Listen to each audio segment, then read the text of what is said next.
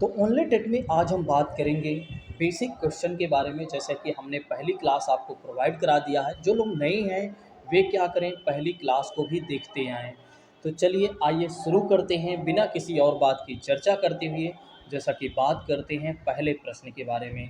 पहले प्रश्न में कहा जा रहा है कि उत्तराखंड में मनाए जाने वाला हरेला पर्व किससे संबंधित है। तो ध्यान रखिएगा, उत्तराखंड में मनाए जाने वाला एक पर्व है, उस पर्व का नेम है हरेला पर्व। और किससे संबंधित है यह पर्व? तो पौधरोपण से संबंधित है, यानी कि पौधारोपण से संबंधित है, इस बात को ध्यान रखिएगा।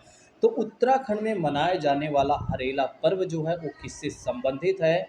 तो पौधरोपण से संबंधित है, इस बात को ध्यान रखिएगा, भूलिएगा नहीं, बहुत ही महत्वपूर्ण क्वेश्चन है।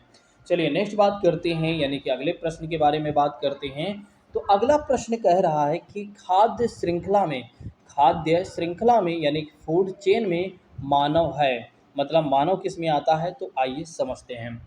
जैसे कि कहा जा रहा है कि खाद्य श्रृंखला में यानी कि फूड चेन में अगर देखा जाए तो मानव प्राथमिक और द्वितीयक उपभोक्ता दोनों का होता है। तो मानव जो होता है प्राथमिक का भी उपभोक्ता होता है और द्वितीयक का भी उपभोक्ता होता है। क्यों होता है मेरे प्रिय साथियों? क्योंकि वह शाकाहारी और मांसाहारी दोनों प्रकार के खाद्य ग्रहण कर सकता है।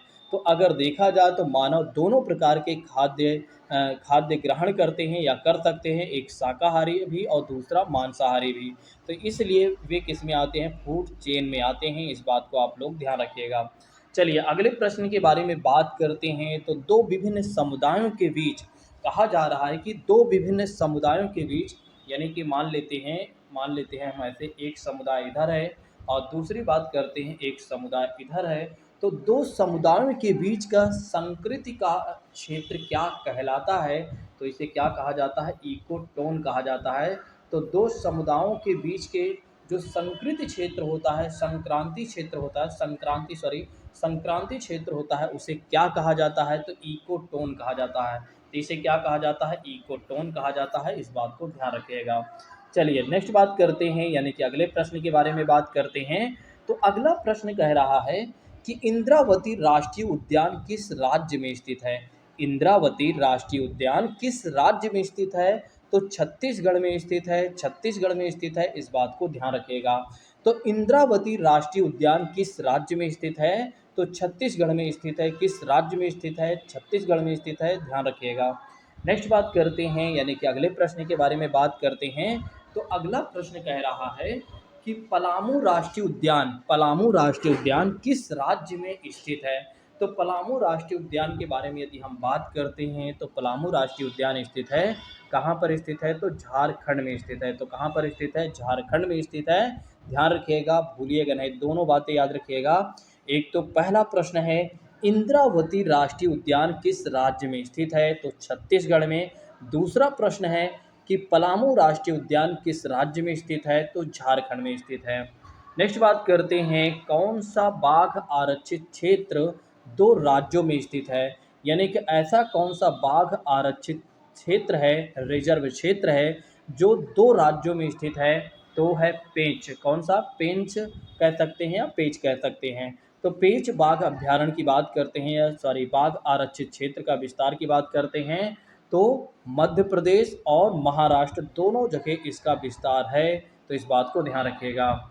तो पेंच के बारे में बात करते हैं। पेंच बाघ आरक्षित क्षेत्र जो है, इसका विस्तार अगर आप देखते हैं तो मध्य प्रदेश में भी देखने को मिलेगा और महाराष्ट्र में भी देखने को मिलेगा, इस बात को ध्यान रखिएगा।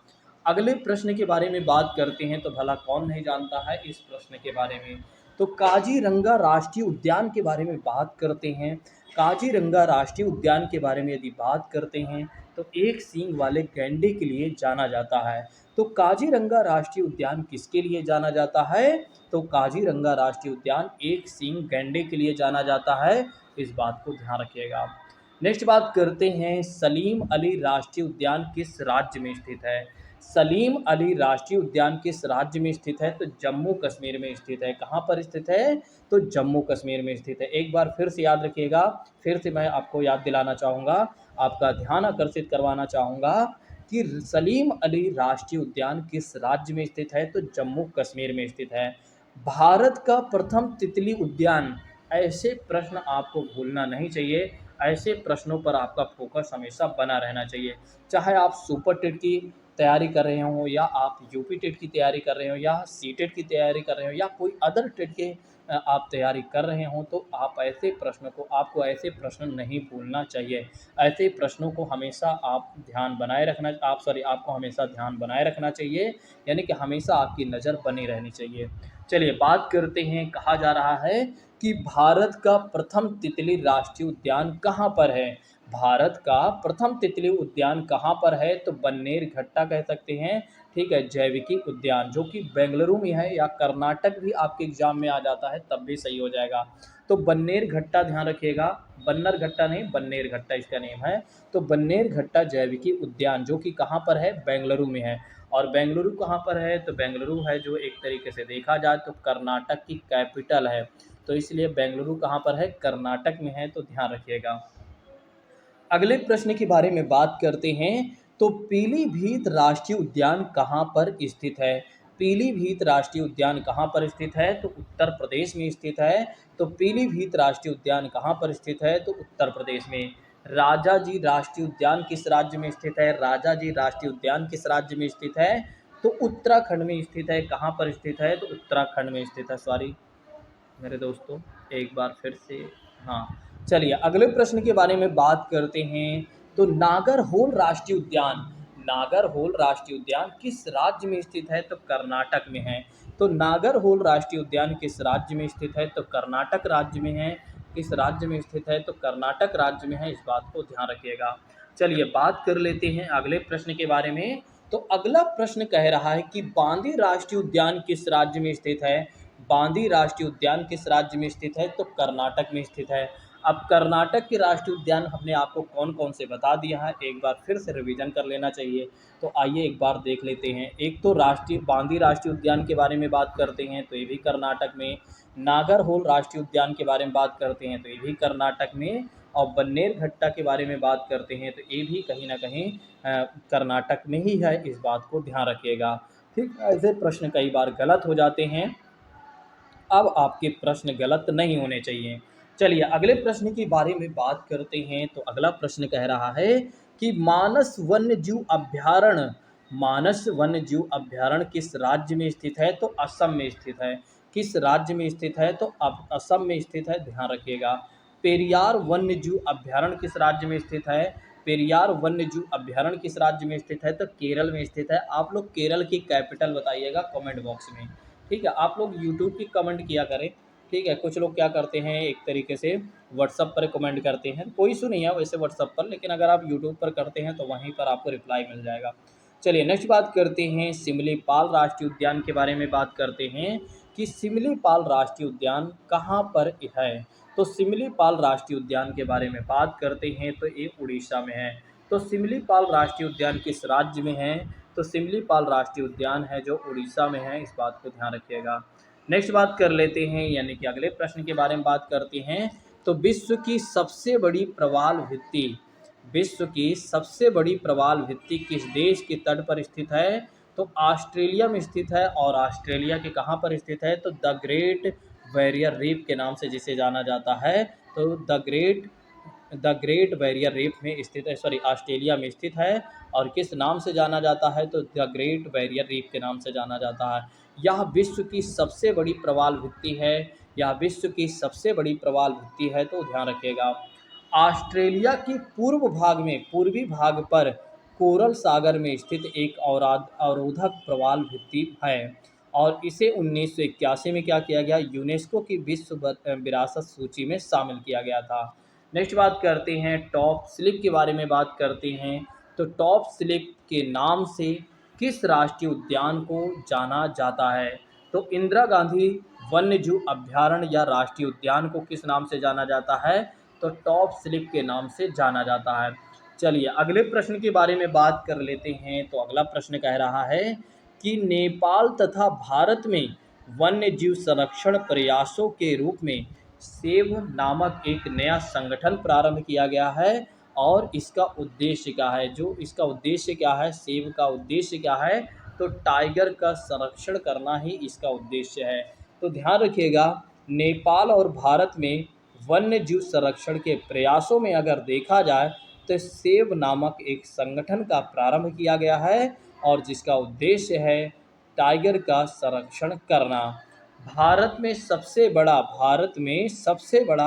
बाघ आवास है, टाइगर रिजर्व है यानी कि बाघ अभ्यारण्य है, तो है आंध्र प्रदेश में स्थित नागा अर्जुन श्री सागर सैलम के बारे में ध्यान रखिएगा। नागा अर्जुन सागर श्री सैलम टाइगर रिजर्व जो है भारत का सबसे बड़ा आवास यानी कि एक तरीके से टाइगर रिजर्व है, तो ध्यान रखिएगा। चलिए नेक्स्ट बात करते हैं, कौन से वनों में सर्वाधिक जैव विविधता यानी कि बायोडायवर्सिटी पाई जाती है। कौन से वनों में अगर देखा जाए तो सबसे ज़्यादा बायोडायवर्सिटी पाई जाती है, तो उष्णकटिबंधीय वर्षा वनों में देखा जाए तो सबसे ज़्यादा बायोडायवर्सिटी पाई जाती है। द ग्रेट हॉर्नबिल मुख्यतः भारत में किस क्षेत्र में पाए जाते हैं। द ग्रेट इंडियन हॉर्नबिल मुख्यतः भारत के किस क्षेत्र में पाए जाते हैं, तो भारत में द ग्रेट इंडियन हॉर्नबिल पश्चिमी घाट यानी कि पश्चिम घाट क्षेत्रों में पाए जाते हैं। भारत में द ग्रेट इंडियन हॉर्नबिल पश्चिम घाट क्षेत्रों में के वनों में पाए जाते हैं, तो ध्यान रखिएगा। चलिए अगले प्रश्न के बारे में बात कर लेते हैं। तो अगला प्रश्न कह रहा है कि पारिस्थितिकी तंत्र की संकल्पना का सबसे पहले किसने प्रस्तावित किया था। वैसे इनके बारे में हमने आपको बता दिया है, एनजी टॉन्सले के बारे में। यहाँ पर नेक्स्ट क्वेश्चन की बात करते हैं, तो ऐसे प्रश्न आपको ध्यान रखना चाहिए, यानी कि आपका फोकस हमेशा बना रहना चाहिए। पारिस्थितिकी स्थायी अर्थव्यवस्था है किस आंदोलन का नारा है, तो चिपको आंदोलन का नारा है। और यह आंदोलन किसके द्वारा दिया गया था, तो यह आंदोलन दिया गया था सुंदरलाल बहुगुणा द्वारा दिया गया था। इस बात को ध्यान रखिएगा। इससे संबंधित और कौन कौन लोग हैं एक बार कमेंट बॉक्स में आप लोग बताइएगा। चलिए अगले प्रश्न के बारे में देख लेते हैं। तो अगला प्रश्न कह रहा है कि दाम्पा टाइगर रिजर्व किस राज्य में स्थित है, तो मिजोरम राज्य में स्थित है। दाम्पा टाइगर रिजर्व किस राज्य में स्थित है, तो मिजोरम में स्थित है। इस बात को ध्यान रखिएगा। नेक्स्ट बात करते हैं, संजय राष्ट्रीय उद्यान किस राज्य में स्थित है, तो मध्य प्रदेश में। तो संजय राष्ट्रीय उद्यान के बारे में यदि हम बात करते हैं तो किस राज्य में स्थित है, तो मध्य प्रदेश में। हरके आर्द्र भूमि किस राज्य में स्थित है, तो पंजाब में स्थित है। हरके आर्द्र भूमि किस राज्य में स्थित है, तो पंजाब में। कंगेर घाटी राष्ट्रीय उद्यान पार्क कहाँ पर स्थित है, तो छत्तीसगढ़ में। कंगेर घाटी राष्ट्रीय उद्यान पार्क कहाँ पर स्थित है, तो छत्तीसगढ़ में स्थित है। इस बात को ध्यान रखिएगा। यहीं पर बात कर लेते हैं अगले प्रश्न के बारे में। अगला प्रश्न कह रहा है कि गर्म पानी अभ्यारण्य किस राज्य में स्थित है। गर्म पानी अभ्यारण्य किस राज्य में स्थित है, तो वो देखा जाए तो असम में है। नामदफा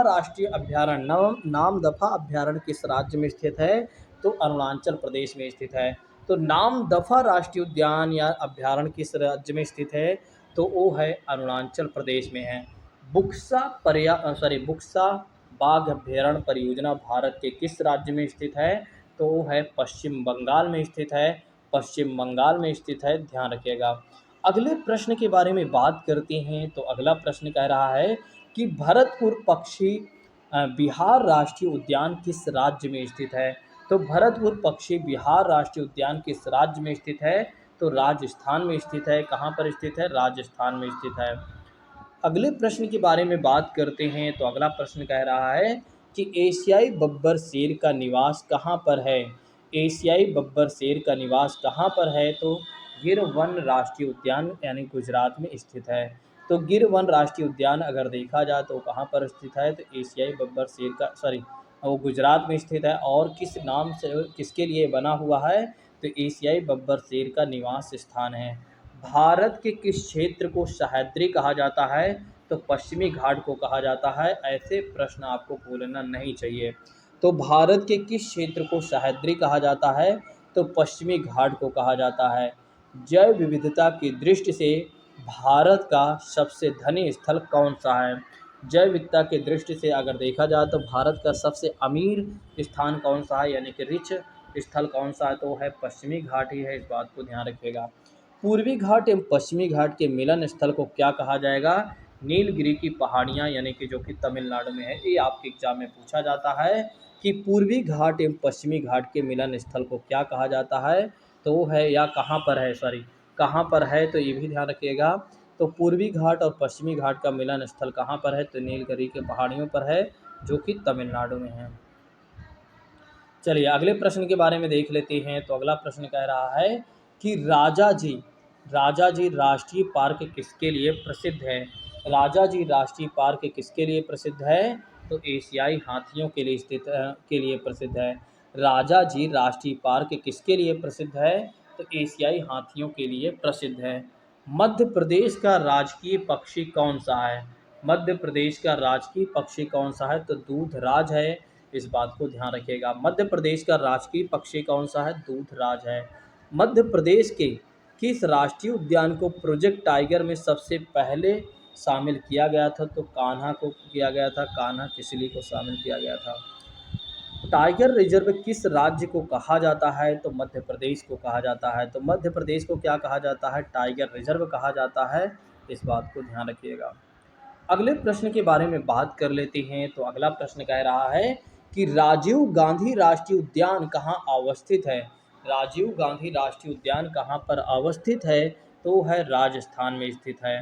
नेक्स्ट बात करते हैं, रणथंभौर राष्ट्रीय उद्यान का नाम परिवर्तित करके अब क्या रख दिया गया है, तो रणथंभौर राष्ट्रीय उद्यान का नाम परिवर्तित करके अब क्या कर दिया गया है, राजीव गांधी राष्ट्रीय उद्यान कर दिया गया है। फूलों की घाटी कहाँ पर अवस्थित है, तो उत्तराखंड में है। उत्तराखंड के किस जिले में है, आप लोग कमेंट करके बताइएगा कि फूलों की घाटी कहाँ पर अवस्थित है, तो वो है उत्तराखंड में, और किस जिले में है कमेंट करके बताइएगा। नेक्स्ट बात करते हैं, सलीम अली राष्ट्रीय उद्यान कहाँ पर अवस्थित है, तो जम्मू कश्मीर यानी कि श्रीनगर में स्थित है। चलिए अब यहीं तक आज हम देखेंगे, थोड़ा से यहाँ तक मान लेते हैं। तो वर्तमान में भारत में कितनी रामसर वेटलैंड साइट हैं, तो इसको अभी आप लोग छोड़ दीजिए क्योंकि ये मैं आपको अलग डेटा दूंगा क्योंकि ये पुराना है। चिनार वन्यजीव अभ्यारण्य, चिनार वन्यजीव विहार किस राज्य में स्थित है, तो चिनार वन्यजीव विहार के बारे में बात करते हैं तो केरल में स्थित है। वन विहार राष्ट्रीय उद्यान कहाँ स्थित है, वन विहार राष्ट्रीय उद्यान कहाँ पर स्थित है, तो मध्य प्रदेश के भोपाल में है। भारत का राष्ट्रीय सामुद्रिक पार्क कहाँ स्थित है, बंगाल कच्छ की खाड़ी में। तो भारत का राष्ट्रीय सामुद्रिक पार्क कहाँ अवस्थित है या स्थित है, तो कच्छ की खाड़ी में है। इस बात को ध्यान रखिएगा। चलिए आज की क्लास को यहीं पर स्थगित करते हैं।